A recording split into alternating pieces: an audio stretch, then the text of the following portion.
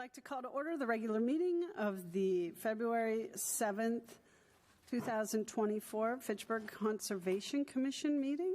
The Conservation Commission has 7 members. Members are citizens residing in Fitchburg, Massachusetts. The commission is appointed by the City Council and serves on a volunteer basis.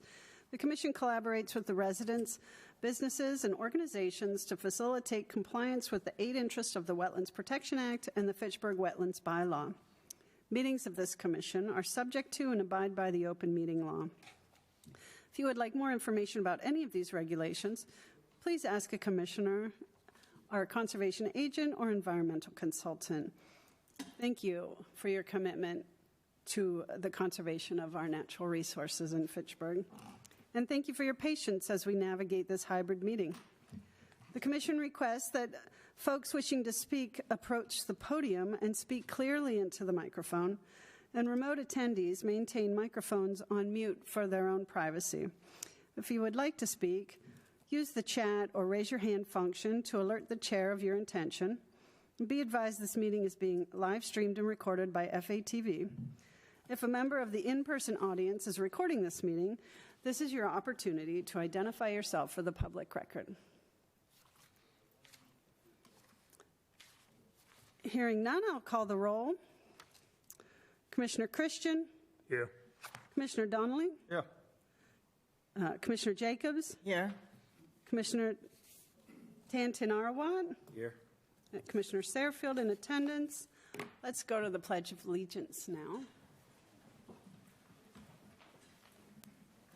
Pledge allegiance to the flag of the United States of America and to the republic for which it stands, one nation, under God, indivisible, with liberty and justice for all. Do we have any announcements from the commission? I had a couple announcements. I attended a Nashua River watershed meeting on aquatic mammals last weekend, and it was fascinating. This was aquatic mammals, beaver, otter, muskrat, and mink. And I also wanted to bring to everyone's attention the Fitchburg Community Climate Change meetings that are happening on February 15th. It's a Zoom meeting. If anybody would like more information about that, please let us know and we can get you the link. Is it anywhere posted? Yeah, there's a, it's posted online, it's posted on the city webpage and on Facebook, and the first meeting is going to be February 8th, which is tomorrow, from 5:30 to 7:30 at the Senior Center here in Fitchburg, and that's an in-person meeting. Yeah, and then the Zoom, that was rescheduled. Correct. And the Zoom meeting is on the 15th. And that has to do with the municipal vulnerability planning that they're working on for the city. And then I signed up for a North County Land Trust event that is a yoga and hike at the Crocker Conservation Area, which should be exciting. 24th, yeah. Yes, how exciting. Oh, good. And I just want to remind everybody, as passionate as we are about the natural resources in Fitchburg, I hope you're able to get out and enjoy them in some capacity. Is there any more announcements? Hunting season's closed. Yes, I'm aware of that.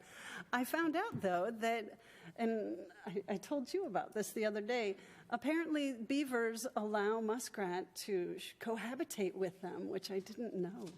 And so that was fairly exciting. If you were cold, you'd do likewise. Yes, I think so. But if anybody's interested in those climate meetings, I encourage you to attend. That's where we're working on how to plan for Fitchburg to be resilient with the impacts of climate change, which is, as we've all seen, it's already hitting. So moving forward, our hearings, just as a reminder, the hearing doesn't open without submission of a complete application, which includes all signatures, abutter notices, and payment of all fees and taxes. So we're going to start with, under Massachusetts General Law, Chapter 13, Section 40, the Fitchburg Conservation Commission will open the hearing for request for determination of applicability, Nashua River Watershed Association, riparian restoration at Coolidge Park. Do we have someone in attendance, or are they on Zoom? Yeah, we have Jessica. You just have to unmute yourself, Jessica, when you're ready. Jessica, can you please speak to the request for determination of applicability? Yes, good evening. My name is Jessica Vasey Powell, and I'm the watershed scientist at the Nashua River Watershed Association. You've done actually a perfect lead up for the work that I want to talk about for this RDA, so thank you for that. So we have received funding through the USDA Forest Service in partnership with the Merrimack River Watershed Council to restore riparian areas across the watershed. And the way that we're going about that for this particular project is to plant native trees and shrubs in areas along our streams and rivers where the vegetation is sparse or there's only invasive vegetation. So the project that we have the RDA before you on tonight is a proposed planting of about 100 bare root seedlings on the northeastern corner of Coolidge Park, which is along Baker Brook. So for this, the plantings would be put in place between the brook and the pedestrian path that is there. And I can, well, if I could share, which I guess I can't in a webinar, I could show you some additional pictures that would show you sort of the condition of that area. There's portions of it that are just grass. There's portions that have like a very narrow strip of shrubs or trees. But in general, the area was a perfect site for this kind of work because there's not a lot of tree or bushes there in that section. And the reason that we want to plant native plants there, I'm sure many people are aware of this, is that when you have those trees and shrubs in place next to your streams and rivers, they serve to provide shade, so to cool the water in the streams and rivers. They're able to reduce erosion and also to filter stormwater runoff, so to catch things like pollutants and also to slow the flow of the stormwater. And we know from some of the water quality work that we do at the association that this section of Fitchburg tends to have, it can have high E. coli, it can have high water temperatures. So this sort of work will help to combat those problems. Specifically, the species that we have on hand to plant for this spring season are silver maple and silky dogwood and a few red oaks, but we have the opportunity to get a couple other different species in if that's requested by our partners. And typically we would take what's called a dibble bar and just go about 2 inches down into the ground with this bar. It's a very like a very narrow spade, and create like a 2 by 2 inch opening and just slip the root of this bare root seedling into the ground and then just pat that same soil back into place. So it makes very minimal disturbance. This is all done by hand. And all of these seedlings we are funded by the Forest Service grant. So we'd be doing the labor, and the plantings would be free as well. Both the labor and the plantings are free. We would probably, because it is a large number and we want to sort of make people aware of the work so that they can, it'd be a learning opportunity for people in the area. We'd probably be recruiting volunteers to help us with the planting. In particular, we're targeting a fraternity at Fitchburg State University that has helped us with similar work in the past. So that's the project in a nutshell, and I'm happy to answer any questions that you might have about it. Thank you, Jessica. Let's open the floor for public comment. Is there anyone who would like to speak regarding this? Please state your name and address for the record, please. Good evening. My name is Mike Kuchar, 528 Sheldon Road. If Jessica's still online, I'd like to say hi. I'm a water testing volunteer with her for the association. Yes. Sorry I missed the party last night. That's okay. And yeah, I'm in favor of this. The association does nothing but good for the river, which is a huge asset for the city of Fitchburg. Baker Brook is one of the sites that I do test, and it does get pretty bad sometimes. So anything to improve the quality there, which feeds directly into the river further down, I think we should be on board with that. Thank you, Mr. Kuchar. Thank you for your volunteer work as well. And yeah, an announcement you can put out, we need more volunteers to do water testing. Thank you, Mike. Thank you. Is there anyone else? Did you have any questions? Okay. Let's see here. Hearing none from the public, let's turn to the commission. Have any questions, comments? If I may, Jess, you're here for a request for determination of applicability. And That's correct. what's there not to love about putting the trees in along the brook? In the interest of protecting your investment of time and seedlings, some way, somehow, I'd like to include some language that would protect your investment after they're planted. Have you considered any barriers to protect your investment? Have you considered a no-touch zone following the plantings? And what kind of follow-up do you intend to do to nurture these seedlings? Several of the species you've chosen probably have a maturity age of between 50 and 100 years. There's a possibility that an interested party would meddle in your initial plan and go in and alter that riverbank for one reason or another. It's under enough pressure from natural disaster. We've been over there and there's been work done on that bank. And a natural disaster I could accept. But for a city entity to go in and to alter your effort of 2024, I'd like to see some language in that would stop that before it happens. And I share it with you, but I share it with you and I share it with the Conservation Commission when they have to determine whether this is within the scope of our jurisdiction. Mr. Erickson has his hand. Yes, Commissioner Erickson. Thank you, Commissioner Donnelly. Commissioner Erickson? Thank you very much. So one thing I'd like to point out is the city has done some bank restoration work along that same side of Baker Brook within Coolidge Park. I think it was just a little further downstream from this section, although it might actually overlap with this section a bit.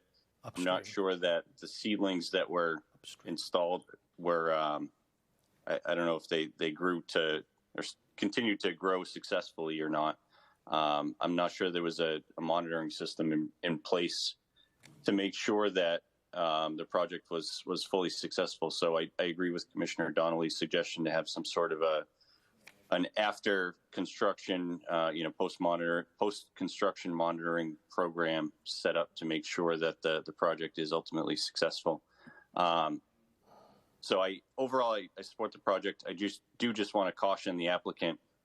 Any work done within the parkland itself needs the approval of the Board of Parks Commissioners. So I would suggest reaching out to the Director of Parks and Recreation and trying to get on the next meeting agenda, which we actually had a Board of Parks Commissioner meeting last night. So the next one will be the first Tuesday of the month, next month, I believe. So that's it. Happy to answer any other questions if I can. Thank you. Thank you, Commissioner Erickson. Jessica? Sure. I think that both gentlemen raised excellent points. This is one of the concerns that we had for the area as well, because it looks, it's a well-traveled area by people and perhaps dogs. So one of the things that we had been thinking about was, and that we have done at other sites, is that we can put chicken wire cages around the seedlings. That's a lot of chicken wire for 100 individual seedlings, but it's certainly something that we have done elsewhere, and at least is a visual and nominal physical barrier to alert people to the fact that these seedlings are there and that they shouldn't be touched. That's certainly something that we could consider for this site.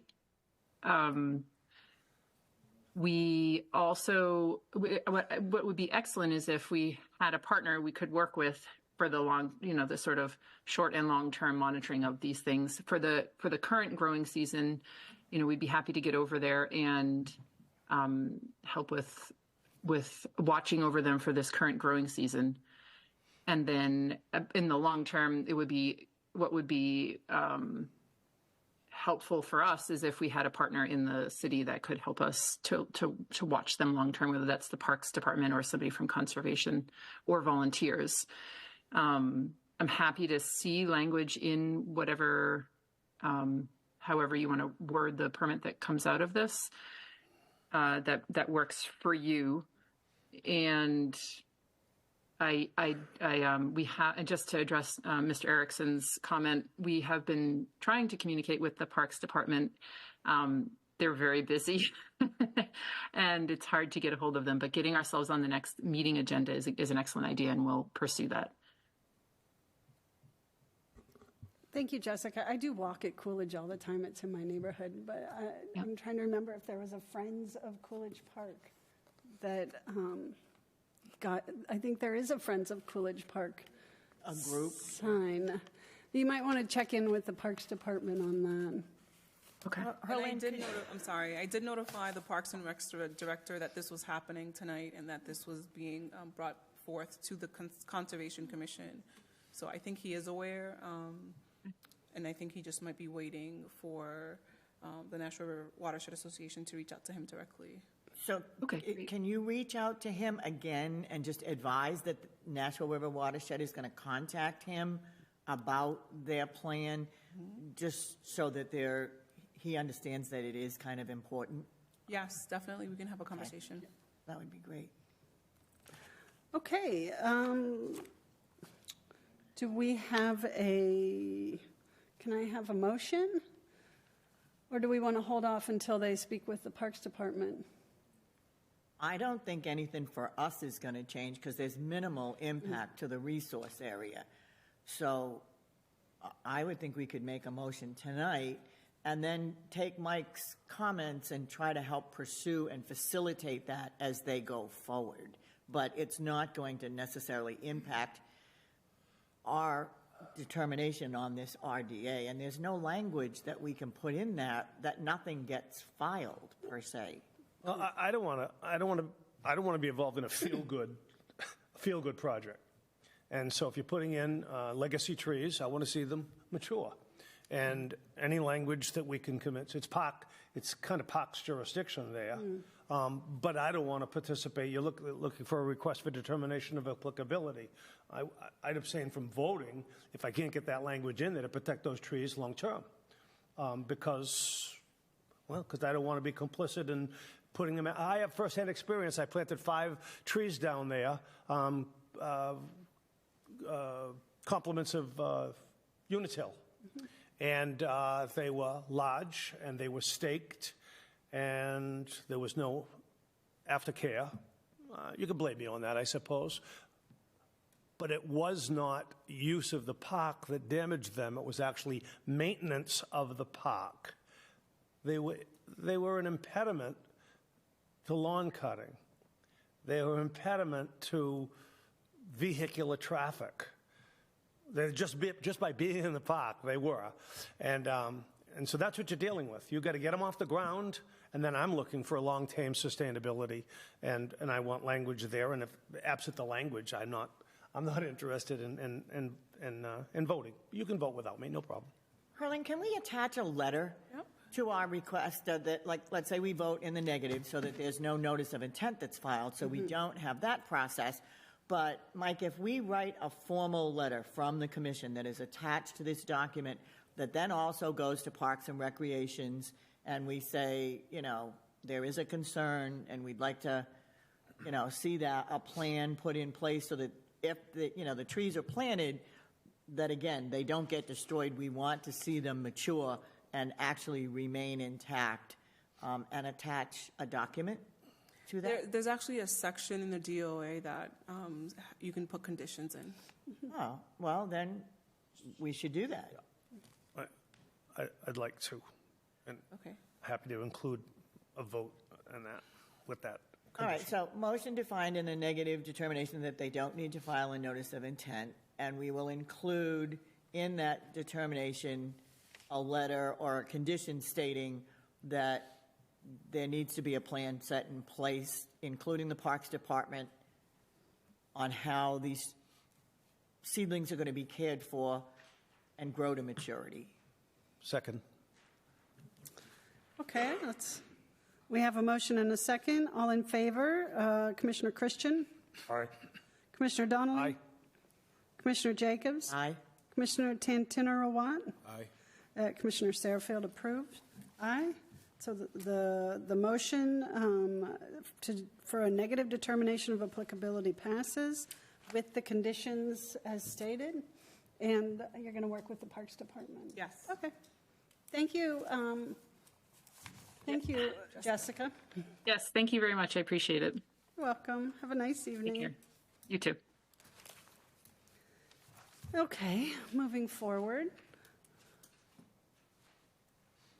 Under Massachusetts General Law, Chapter 13, Section 40, the Fitchburg Conservation Commission will open the hearing for notice of intent, Oak Hill Country Club Solar LLC, Oak Hill Country Club, Shea Street. The applicant has requested to continue, and so we're going to honor that. Can I have a motion and a second to continue this? Madam Chair? Yes. The reason for the continuation is because the peer review cannot be completed until the spring so that they can get a good view of what the wetland actually looks like. Rather than doing this every month, would it be proper to continue to, say, the month of May? That gives them maybe March or April to,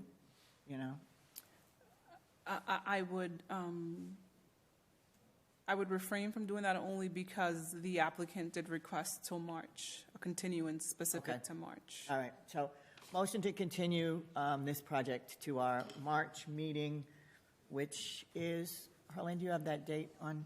March 6th. Okay, to the March 6th meeting. Can I have a second? A second. Okay, I'll call the roll. Commissioner Christian? Aye. Commissioner Donnelly? Aye. Commissioner Jacobs? Aye. Commissioner Tantinor-Awat? Aye. Commissioner Sailfield?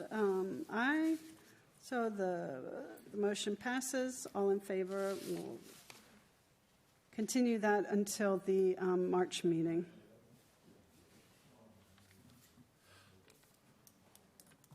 Thank you. Moving forward, under Massachusetts General Law, Chapter 13, Section 40, the Fitchburg Conservation Commission will open the hearing for notice of intent. Aaron Sepola, resubmittal construction of single-family home 182 Sheldon Road. And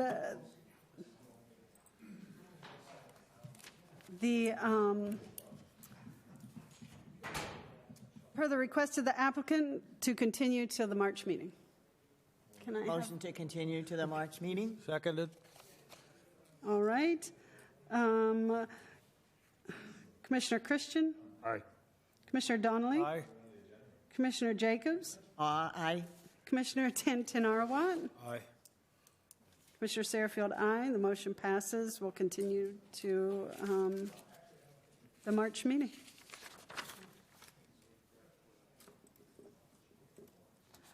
All right. Under Massachusetts General Law, Chapter 13, Section 40, the Fitchburg Conservation Commission will open the hearing for notice of intent, City of Fitchburg, combined sewer overflow 032045083, separation rehabilitation project. Let's see. Who do we have speaking to the project? Sorry. I can help introduce that. So this is Nick Erickson here. Tonight, I think we're forced into asking for another continuance. We just recently received an additional request from Mass DEP for some information related to the peak rates that were calculated for the project. So we're working with Mass DEP to provide an additional response, which is in addition to the response that we had provided to their first round of comments earlier in the month. I've got Weston and Sampson here tonight with me to kind of help explain the response that was provided to Mass DEP earlier this month, and then some of the additional information they're looking for now. So with that, got Pat Cotton on the line. So I'll pass it over to him.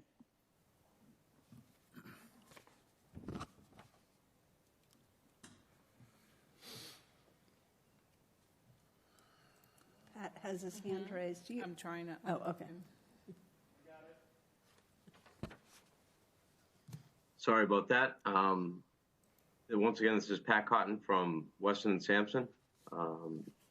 Just wanted to summarize exactly what has gone forth since the original meeting back in December. Mass DEP provided a few comments on January 3rd, which was the date of the previous hearing. We requested an extension to today's meeting, and they had a few questions. We provided the response on January 22nd. The letter is on the screen now. So basically, they were just looking into clarification, stating that the report did not contain sufficient information to demonstrate the project will comply with the stormwater standards. More specifically, the 4 new connections to Punch Brook, and will they or will they not qualify as outfalls? The answer to that question was no, they will not, as they are part of the in-system Punch Brook drainage system currently now as it functions, so they do not qualify as new outfalls. As far as the water being treated from these outfalls, deep sump catch basins will be used for O&M as part of these structures, and that was shown in the site plans as well. So in addition to that, we had also ensured during our design modeling standard practices that our scouring velocities, which are typically 10 feet per second and above, were going to be below that and taken into consideration during the modeling. I do believe that DEP was happy or okay with those, the responses to that item. The second item was in regards to peak runoff flows to reaching the Nashua River, resulting from this project. So essentially, there will be no substantial increase in peak runoff flows because there is no increased impervious area as part of this project. The part of this project, the main goal is to separate the sewer from the drain to ensure that stormwater reaches the Nashua River and no wastewater from this area will reach the Nashua River. In addition to that, the drainage system was designed to handle the 10-year, 24-hour storm. So there's resiliency included in this project as well, which will help reduce flooding, if not eliminate, in the project area while work is being conducted. I do believe that that's where this question came about recently from Mass DEP as far as regarding hydrologic modeling information based on our calculations. We are currently in correspondence with Mass DEP. This comment was just received yesterday. We do believe it's in regards to item 2, so we're actively working with them to resolve this issue. We'll provide them the information as necessary to meet their needs and make sure that this moves forward and everybody is happy and everybody's needs are met. Thank you, Mr. Cotton. Nick, did you have anything else to add? No, nothing at this time. We'll obviously work with DEP and get them the information that they're requesting and make sure they're comfortable with the project as designed before we move forward. I think overall, the project, is going to provide a huge benefit for the city in that it's eliminating combined sewer overflows within the project area. So hopefully the design can move forward as is. I think if we run into issues where DEP requests any sort of modifications to the design, that could present some serious challenges with meeting our schedule that's imposed on us by EPA under the consent decree, which requires us to separate all the city's combined sewer system by the year 2030. Additionally, we have SRF funding lined up, so this is a particularly critical time to get this resolved. So we've got another meeting or two to satisfy Mass DEP. Otherwise, we're going to be in some trouble. So we're going to do everything that we can to assuage their concerns.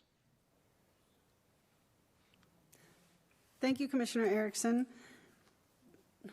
Do we have a motion and a second to continue? Motion to continue. Can I comment? Yes, first? please. Did we, Sorry. I'm sorry. Nick, I know that that was my question, was where are you as far as time frame with this? And I do, while Mass DEP comments and recommendations are comments and recommendations, and we want to try to satisfy them as much as possible, I think we as a board have all the confidence in the world with what your department has done and what Weston and Sampson has done as far as this sewer separation project, because this is now phase 3 or phase 4, Nick. That we've. This is going to be phase 2 of the downtown area, but it's phase. Let's see, 1, 2, 3, 4. Probably phase 6 or 7 of many phases to get us to the ultimate goal of the consent decree, which is to separate out the entire combined sewer system.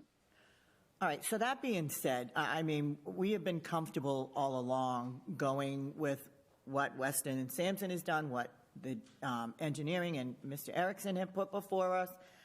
I don't think that, I am of the opinion that we should not hold him up any longer. Now, Nick, if you still wish to communicate with Mass DEP to kind of get them on board, we do not have to wait for Mass DEP to sign off and before we issue our order of conditions. They're comments and recommendations. Okay, we appreciate that, but that doesn't stop us from moving forward and issuing an order of condition for this project so that we're not tying up anything else to go forward with. Just my thought, whatever any commissioners have also. Mr. Erickson? The city's stance is that the project as currently designed and presented meets the requirements of the state stormwater standards and the city's stormwater standards. We're not changing any of the catchment area as far as imperviousness or surface cover or anything like that. So theoretically, the hydrology between pre and post construction conditions remains exactly the same. The only thing that we're changing is the pathway of that runoff through the city's storm sewer system to the river versus under existing conditions, it follows the sewer system, hits a regulator, and then goes through the stormwater system out to the river in many of the same locations. So we feel that stance is consistent with past practice, consistent with what we've done with previous combined sewer separation projects. This is designed to the same level of standard scrutiny, analysis, and quality that those past projects have been. So, we definitely would like to move forward as designed. I think we have a little bit of room in the schedule.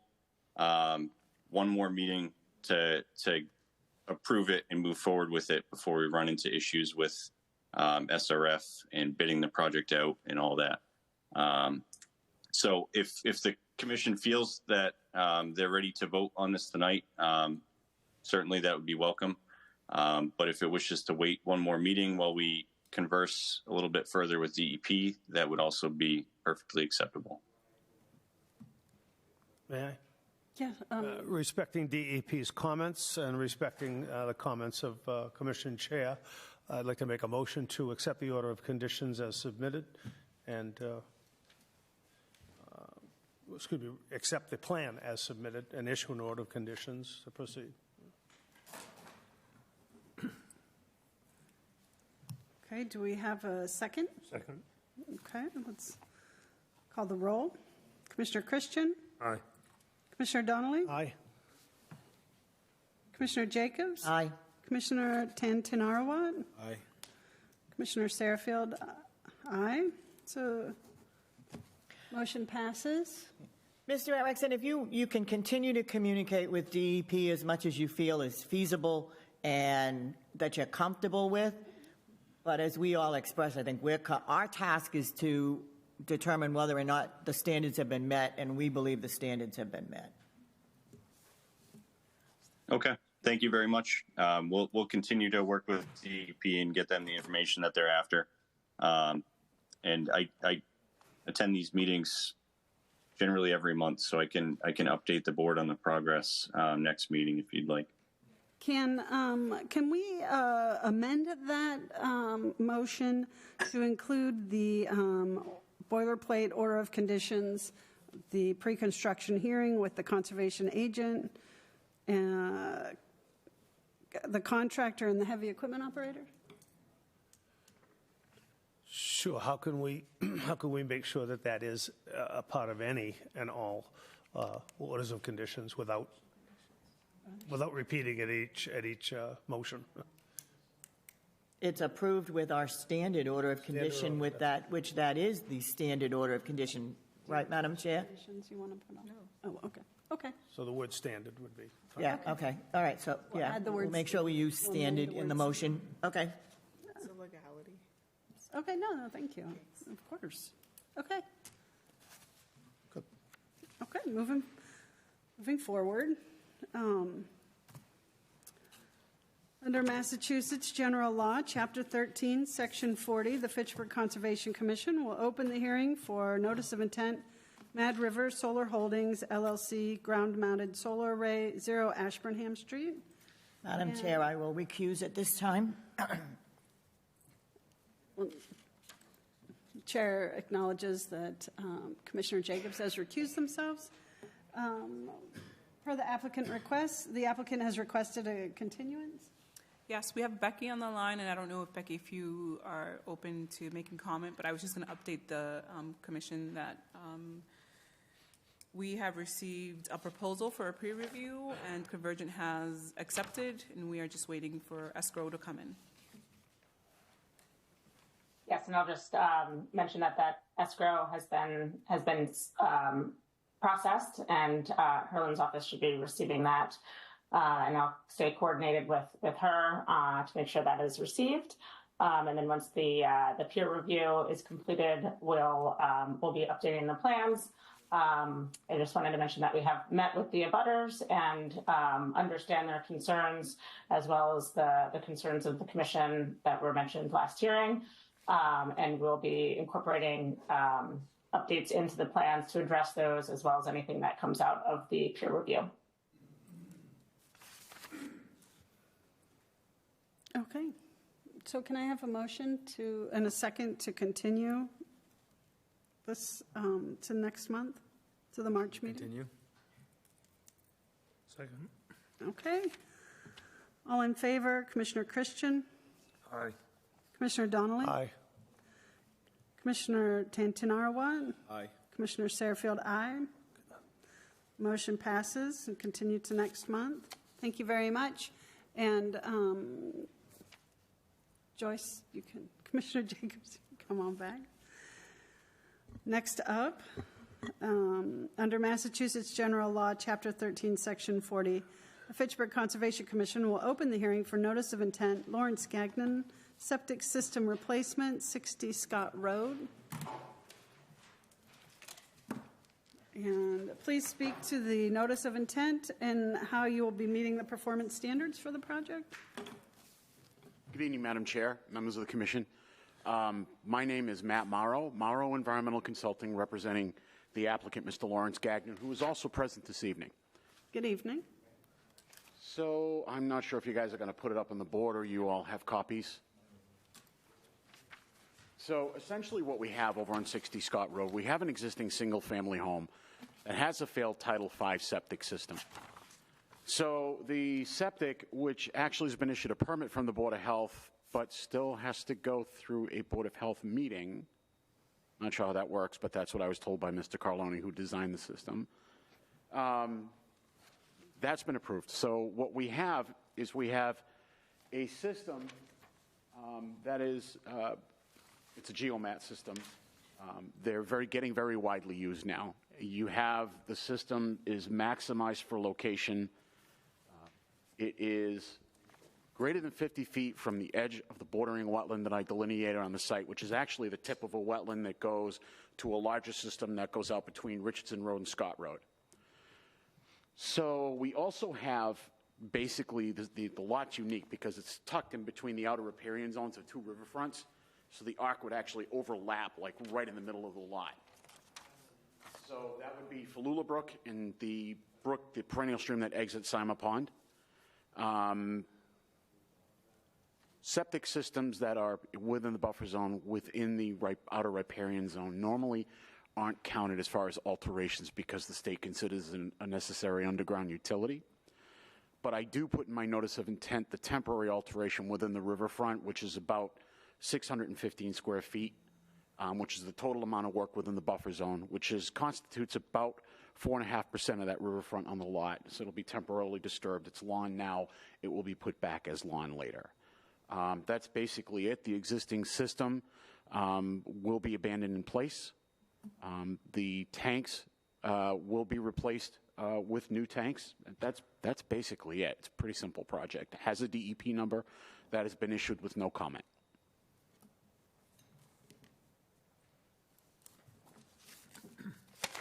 Thank you, Mr. Morrow. Let's open the floor for public comment. Would anyone like to speak in favor of or against this hearing or would like to request more information? Please state your name and address for the record. Is there anyone online that would like to speak? No. Okay. Hearing none, let's turn to the commission. Consider what the applicant has, a pond across the street, a wetland in the backyard, and a riverfront beyond that, and a failed septic system. What's the better alternative? Get it done. Get it done.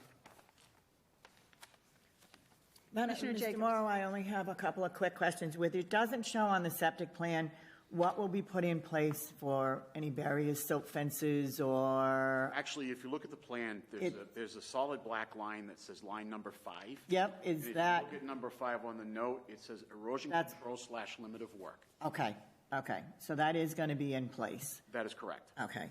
And the only other thing that I wanted to comment on, and I think this is just a clerical error, but I just wanted to point it out.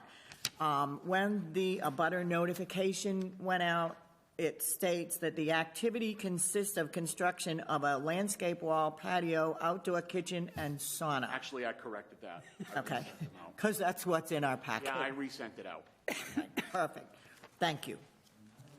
And I agree with Commissioner Donnelly. It needs to be done. Boy, he tried to slip that one by. Got him. Good.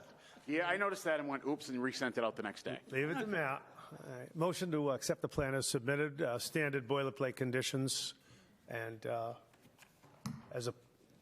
approved as the plan submitted. I have a second.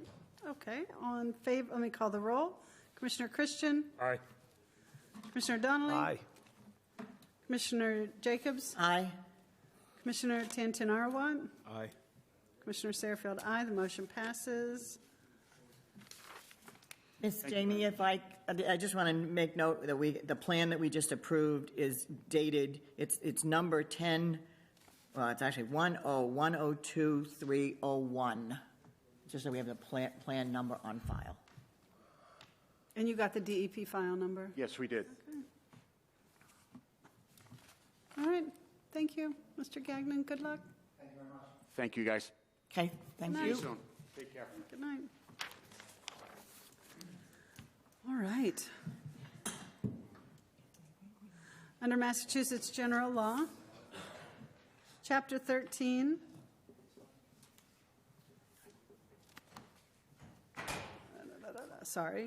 Section 40, the Fitchburg Conservation Commission will open the hearing for notice of intent, City of Fitchburg, Twin Cities Rail Trail, Phase 2. Who do we have? Hello. Okay, speaking to the NOI. Do you have a preference on where we stand, talk, speak from? Wherever you feel comfortable. Okay. And this is on right now? Okay, great. Hi, everyone. Andrea Kendall with LEC Environmental Consultants.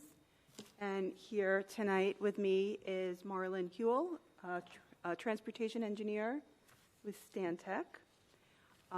The project, as mentioned, is Phase 2 of the Twin Cities Rail Trail, which we are excited to bring forward. Some of you might have been on the commission when we permitted that a few years back, and July 2022, official ribbon cutting, and it's, that section in Fitchburg is alive and well.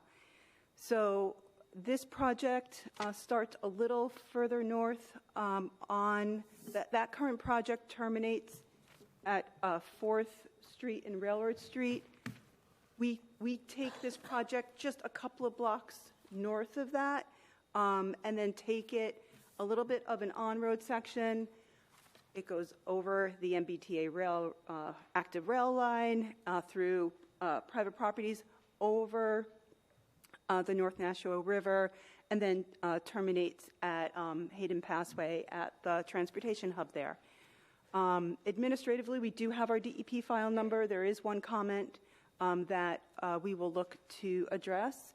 And then because this project occurs on a few different properties, we provided the property owner signatures that we had to date, but there still are 3 signatures we're waiting on. So administratively, this is incomplete, and we unfortunately can't close. Hopefully, that was our hope, to close tonight, but we know that we need to extend it, hopefully just one more meeting. So I think that gets us past this one phase. In terms of, so we have up here this kind of the project locus. The main hydrologic feature associated with this is the North Nashua River. It has the land underwater, the bank, mean annual high water of that, the 200-foot riverfront area, the 100-foot buffer zone, which is also the upland resource area per the Commission's ordinance. And then there certain sections of the property have the 100-year floodplain, bordering land subject to flooding. So those are some of the resource areas that we're dealing with. Generally speaking, this is previously developed areas. Some areas that are naturalized have been subject to some kind of prior land use as evidence of these concrete kind of columns, maybe some former abutments or whatnot associated with the old land use, and some the naturalized vegetation are indicative of just opportunistic species in there: cottonwood, tree of heaven, Norway maple. So it's not, say, habitat-wise a pristine area, but we do go into some of the details in the application. I am going to pass it off to Marlon, who's going to dive into some of the project specifics, and then we're here to answer questions. Thank you. Great. So if we could actually jump through forward a couple slides. Or do you know what page specifically? Not offhand. It's probably 7. Okay. Yes, perfect. So as Andrea highlighted, the beginning of this project, or the goal of this project, is to connect Phase 1 ultimately to the transportation center in Fitchburg.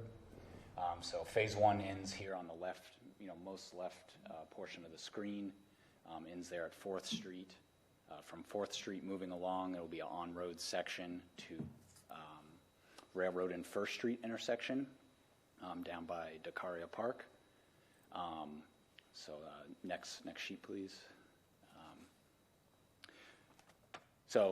Minimal work for the on-road section is proposed, just kind of some general signage and pavement markings to delineate the bike path connection.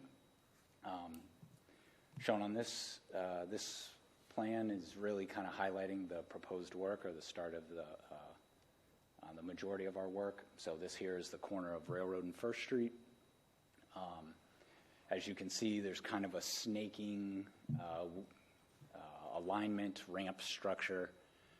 Basically, that raises an elevation upwards so that we can cross over the MBTA tracks and give appropriate clearance over those trains going by. On the right-hand side of the screen is the North Nashua River, and you can see some of the resource areas delineated there.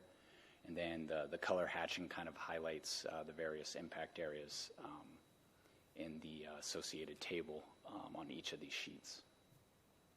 So moving forward to the next plan. So top left corner, that's the same snaking structure.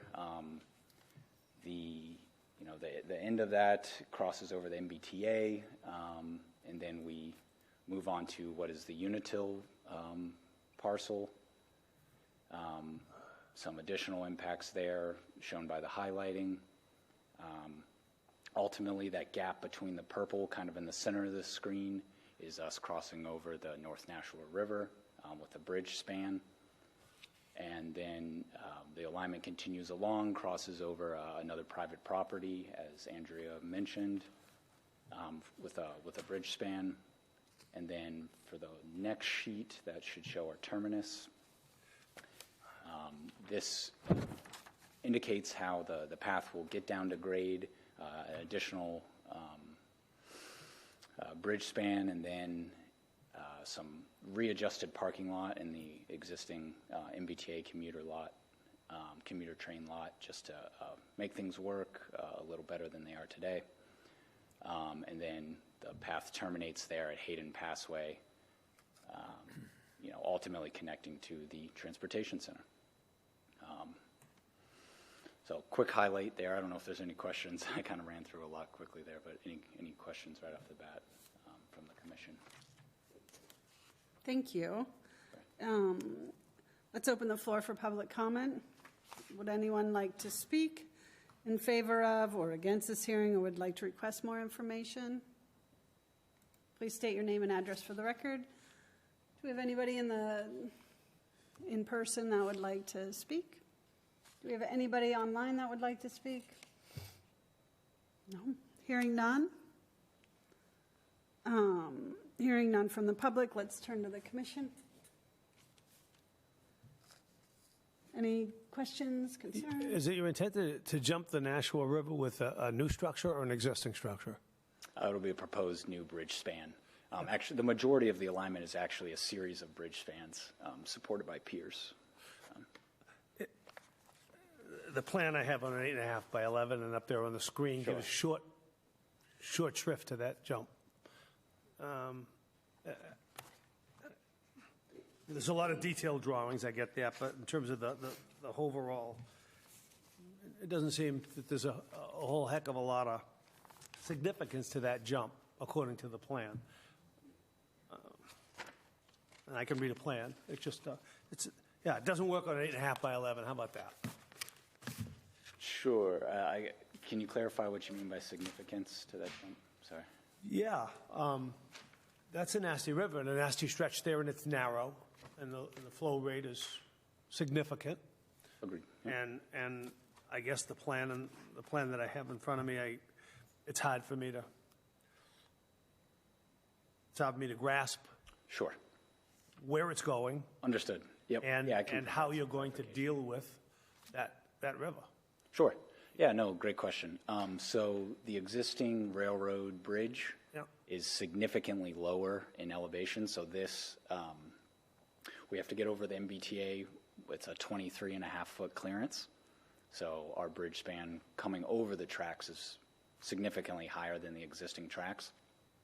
We more or less maintain that elevation moving along the alignment until we get over the North Nashua River. So ballpark numbers, we're talking 15 to 20 feet above the existing railroad bridge with our proposed bridge. 33 feet above the river. Yep. And the abutments for that, not the truss, but the Yeah, these are girder bridge girder in this bridge. case. Yeah. The abutments are sitting high up in elevation, and we're not even touching the river Correct. to set that abutment and then lay over the bridge. Right. Yeah, the piers are actually, they're outside of floodplain, all that. So it's a much longer span than the existing railroad bridge span, for reference. So you're not getting wet. Correct. It's kind of like an amusement park we're getting here, along with the rail trail. From the river south, there's a little bit of like granite block embankment, very short segment, and then from there's like a steel sheet piling retaining wall. So they're not even going beyond that. Everything is staying in the upland. That's correct. Yep. I will say that this is an important part of the project. It's a disappointment that the project stopped back there at Railroad Street or First Street or wherever it did, and it somewhat goes nowhere, or you're left to your own devices. Where do I go from here? And there's really no place to go. So this is an important part. It's like getting a pair of shoelaces and no sneakers with them. They're going to provide the sneakers now, I think. I like that metaphor. I like that. Yeah. You're not going to have a cofferdam or anything like that. I actually talked to Tim about this today, just because he was interested. I think he started working on this rail trail when he was working for John Over's office, maybe? Is that who it was? Like he started on this. He was just What's the budget here? You know what the budget is? The construction cost estimate? I won't hold you to it. Yeah, it's over 20 million. And what have you spent before this? On the previous phase? That, I believe that was like 10 million, something like that. 10 million, and this is a half a mile that you're going to do here. And how many miles was that $10 million section? It ended up being, because this ended up being phased, I think it's 4.6 in total, and then we cut some off, so 3.5, something like that. And I'm paying for that. Nobody asked me. Jesus. Well, I'm looking forward to be able to ride my bike to the Leominster Well, campus. then you can pay for it. I think I am. Madam Chair, I only have one. Oh, I'm sorry. Okay, go Would you ahead. finish? No, go ahead. I only have one quick question, and I agree with Commissioner Donnelly. I think, where it terminates right now sort of leaves everybody in limbo. So this is going to be great that we do get it finished up. But there's reference that 12,550 square feet of permanent alterations are going to be made to the riverfront area. Can anybody explain what those alterations or what the activities are that are going to create the permanent alterations? I don't know if you want, I can probably speak to that. Yeah, go for it. Correct me if I'm wrong, Andrea, but I believe that number is effectively the bridge and path area within Riverfront. So it's, going to be a paved, either asphalt or concrete bridge deck, depending on location. Okay. Thank you. Yep. But elevated, I should say, not on the, the existing surface. So you still consider it part of a permanent alteration, but it's not actually in the ground type of permanent alteration? Right. Okay. Yeah. Okay. Since we're elevated for 90% of the length of the project. But. Okay, so just for transparency, from Mass DEP, we have a note that says the applicant should submit a signed and stamped stormwater checklist and supporting calculations to Mass DEP and the Conservation Commission for a completed application. I'm sure you got that. Okay. This afternoon sometime, I think? Yes, it was this afternoon. Okay. We did include a stormwater memo, which addressed the standards, but DEP is looking for the formal checklist and other supporting information. Okay. So can we have a motion and a second to continue this hearing until the March meeting? A motion to continue to the March 6th meeting. What are we continuing it for? DEP comments, they have to reply to DEP Yeah, second that. I think signatures. and the signatures. Okay. I'll call the roll. Commissioner Christian? Aye. Commissioner Donnelly? Aye. Commissioner Jacobs? Aye. Commissioner Tantin-Arwan? Aye. Commissioner Satterfield, aye. So all in favor to continue to the March meeting. Thank you so much. We'll see you next month. Thank you all. Appreciate it. Okay. It's like the old days. Days, guys. Okay. So moving on to other business. We have some updates. Excuse me? Updates? Yes. I'd like to make a motion regarding the time period of the current city ordinance, the rules and regulations of the Wetland Protection Act to reflect new verbiage stating that all forms, narratives, descriptions, plans, tables, and charts will be submitted to the Conservation Commission no later than 14 business days prior to the scheduled hearing or its continuation. Documentation submitted by the applicant 13 days prior or less to the public hearing may be excluded from said hearing or held for discussion at a subsequent scheduled hearing. Okay. We have a motion on the table. Do we have a second? May I ask what the current language is? That's your proposed language. 7 days. Very good. Yeah. I agree with that recommendation. Yeah. Not that you care, but I do. I support that. Was that a second, Commissioner Donnelly? Sure. Seconded. All right, let's call the roll. Commissioner Christian? Aye. Commissioner Donnelly? Aye. Commissioner Jacobs? Aye. Commissioner Tantin-Arwan? Aye. Commissioner Satterfield, aye. The motion passes. How do you sneak that one in there? So we're going to move that on to the city council now? Yes. Okay. Thank you.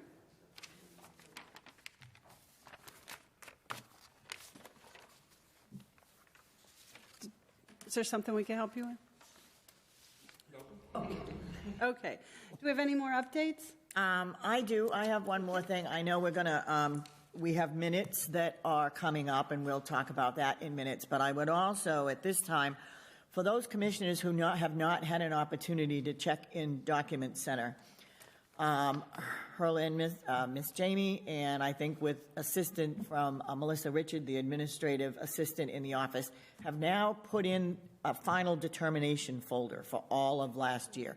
Every order of condition, every RDA that we passed, everything that we've done now is online so that we can see it. We used to have to go to the Registry of Deeds to get paperwork. So I just want to offer the commissions thank you for getting all of that done. Because now click on it, go in one place, find the order of condition that was issued, when it was issued, what the special conditions are. I mean, it's all there, and it's a valuable asset. Thank you. Who's responsible for that? Herlin. Get out. Thank you, Herlin. You're welcome. Really, it hasn't even been a year. Amazing. Just wanted to see that effort recognized. Yes. So Huzzah. Is this what the update's for? I mean, he snuck in an update. I was going to wait till the end of the meeting on miscellaneous. Yes. Do you have an update? Well, sure. It's not as eloquently stated as Mark did. However, I have had several requests. And they reference hybrid and Zoom participation at at all public hearings. It's come to my attention that the council, the commission, and boards, at the chair's discretion, allow a hybrid meeting and or the ability to access the meeting electronically and not in person. The question is the effectiveness of absent parties communicating via the screen and or Zoom. And I somewhat question it myself. The members' duties to be present, their effectiveness in carrying out their duties remotely is perhaps perceived or not as adequate as being present in the meeting. And so the question comes up is, and I'm looking for, I recognize that it's at the discretion of the chair of each board, commission, or council, but I'm wondering if the members could address that by a vote to require physical attendance for voting members of this board, applicants and principals included, and not address the CONSCOM via Zoom. Emergencies excluded. And I, for one, would like to see that. It's not my call, and it's not our call, it's the chair's call. I totally agree with that. I think we present better in person than when it's online. However, I would say, with one exception, that Mr. Erickson, some of the other engineers, some other parties that are consulting for us can be available online. But applicants and commissioners should be in-house. Am I clarify? Voting members, Yeah. applicants, and principals addressing the commission. Okay, perfect. That's what I'd like to see. I think I heard you agree. Yep. Commissioners. What defines an emergency? Say it again. What defines an emergency? That's a tough one, but emergencies come up. And Chairs. Vacations. Chair's discretion. Vacations don't. And someone can lie. Those are the rules. You live with it. But vacations, I wouldn't consider an emergency. Sickness may be, and a person can deal electronically emergency. And I recognize we're in the 21st century, and I recognize the effectiveness of it during COVID when it was required. Business could continue to be conducted, but it was an exception to a long-standing practice and a welcome one. However, with regard to the dialogue, I think it's more effective and can contribute to public open meeting law. Right. It will contribute to the results of our performance if the applicant and principals are in front of us, and if we're going to vote and we face the music in person and not electronically. I can agree with that. Mark? I agree with that. John Michael? I agree. What say ye, Madam Chair? The chair will definitely take it under advisement, and I agree with Commissioner Jacobs that Commissioner Erickson's time, I'm so thankful that he's willing to join us, and I think we should consider that if Commissioner Erickson chooses to join us via remote, and any of the engineers, out of respect for what they're doing, I would only consider it if we could be allowing Commissioner Erickson, any of the engineers, an environmental consultant that we choose on a as-needed basis to be remote. But I agree that the commissioners themselves and the applicants, I agree that they can be here. What are you talking about, the principals? An applicant and his engineer. Their engineer. Right out there. Okay. Nick, is a corroborating assistant or whatever. However, if Nick has a project in front of us, then his presence would be required. He becomes an applicant in that particular instance. If he's simply a supporting actor, he's not an applicant. He's just supporting either us or some other entity. A third-party review, et cetera, those things. So I just want the applicant and the owner of the land and his engineer in. I could give a name, I'm not going to, that we've never met, and it's difficult to communicate because you get the runaround. I'm not looking for the runaround. I'm looking to face the music. I'll face it, and they're going to face it too. And I'm hoping we can hasten your decision on this. Do you want my decision tonight? Well, what's there to discuss? Can I have something? Yes, Berlin. I just think we probably may have to run this by legal because legislation says that we have to offer hybrid meetings to the public. What is considered public? Is an applicant public? What I've shared with you is a legal opinion. Okay. That it's to the discretion of the chair whether anyone voting and those presenting need be. Frankly, the burden, I would put the burden first on the Conservation Commission members to be present at a meeting and vote. And if they're hybrid, not be allowed to vote. Well, the chair agrees that the commissioners should be here unless there is an emergency, and I would say, or sickness. But if you're sick, you should be home resting, and we don't expect that you be here. But so I agree with that part. I agree with the applicants being here. But once again, when it comes to the commissioner of DPW, I'm going to say that we appreciate his time. And I agree with that. Mr. Erickson represents many of these boards. He has homework every night. To drag him in here, even when it's his own, I don't agree with. He has. We're operating in Fitchburg. He's our Fitchburg DPW guy. He needs to be cut some slack. Yeah. So I mean that's where I fall on that one. That's where the chair falls on that. And I agree with you. If you're on vacation, go on vacation, and we'll be fine. You know, if you're sick, be sick. That's fine too. But if you're able to be here and present and intentional, I think that's important. But I am going to fall on the sword for the DPW commissioner to be able to be remote. So accept that language. An exclusion, I tend to agree, accept. As well as an environmental consultant, if we need one. They're not an applicant. They're not they're not represented as an engineer.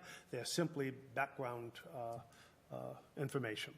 So I covered what I wanted to cover, and the commission shared their exceptions to what I said and their preference, and it's in your hands, Madam Chair. Do what you will with it.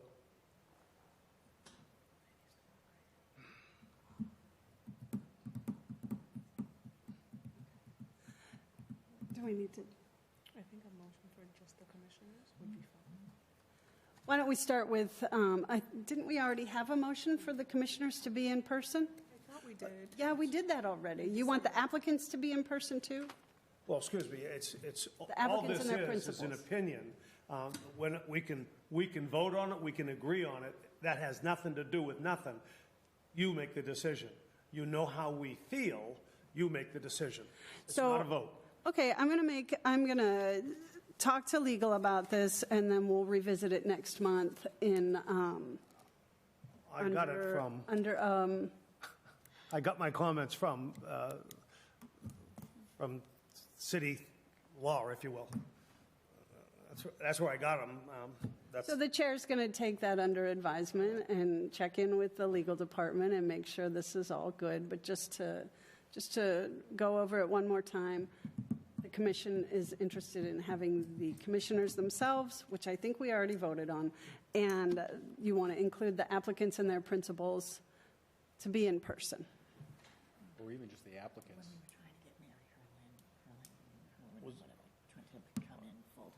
I must not have had the ears on that night.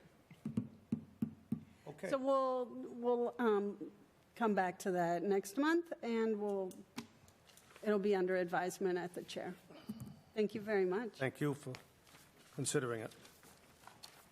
We put that on the consent. That was an update. Any forest? We don't have any forest cutting plans.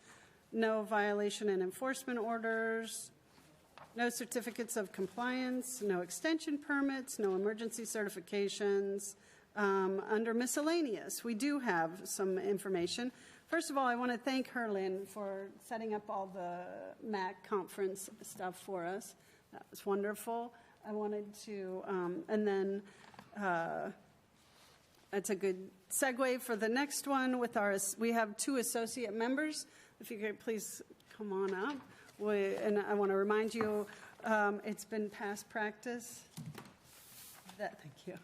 that we onboard new members as associate members first so that they can feel the lay of the land, maybe get some training and see exactly what it is we do. And if they really want to sign up for this before they are sworn in by the the committee.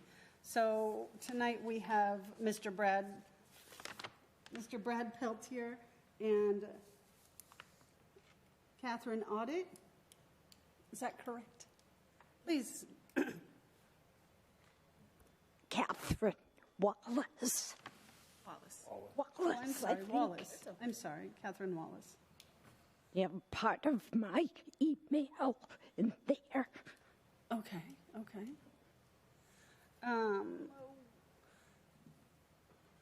Do we have, let's see. I have a note here that says, hello, Jamie. I do have an interest with regards to becoming commissioner. Thank you for reaching out to me. I have always had an interest and passion for the relationship between living things and the environment. I believe becoming a member of this commission would provide me with an opportunity to make a difference on a local level. From what I have seen and heard from attending meetings, this commission has a strong dedication to preserving the ecology within our community. Please advise if there is additional information needed from me. And then from Mr. Peltier, my name is Brad Peltier. I'm a lifelong resident of Fitchburg and an active outdoorsman. I'm writing to you today to express my interest to become an associate commissioner for the city's Fitchburg's Conservation Committee. I feel this would be an excellent way to give back to my community in a capacity that interests me personally. I have lived in rural Fitchburg for the majority of my life and would like to see Fitchburg continue to prosper in the future while protecting its natural resources. Does anyone have a question for these? I do. Is that Catherine with a C or a K? K? Thank you. Any other questions? Can I have a motion and a second to accept these? Motion to appoint Catherine Wallace and Brad Pelletier as associate commissioners. Do we have a second? Second. Okay. I'll call the roll. Commissioner Christian? Aye. Commissioner Donnelly? Aye. Commissioner Jacobs? Aye. Commissioner Tantanarwat? Aye. Commissioner Sarahfield, aye. So the motion passes, all in favor. And just as a reminder, the associate commissioners are non-voting. They are not appointed by the City Council Appointments Committee, of which we have a member here. And but we love to have you see there's a great deal of training that's involved with being on this commission, which was my thank you to Herlin. There is a conference coming up on March 4th. And if you'd like to join us at the conference, you can work with Herlin to get that. It's not too late. No, it's not too late. Oh, you can get that. There's also one in the fall, if this isn't a good time. There's one in the fall. And MAC is the Massachusetts Association of Conservation Commissioners. So they have a big conference twice a year. They have webinars throughout the year that you can participate in, and the commission pays for your fees for doing that. And it's just a way to help you on board, understanding how much regulation and training there is that goes along with being on this commission. And we'd rather have you do that before we want you to know what you're in for, basically. Okay. Thank you. We'll see you next month. Thanks for stepping up, both of you. Yes, we do have some openings. So, all right.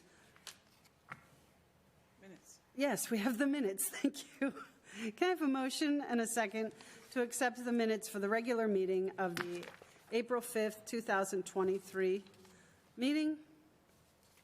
Motion to accept the minutes from April 5th, 2023. Seconded. We have a second.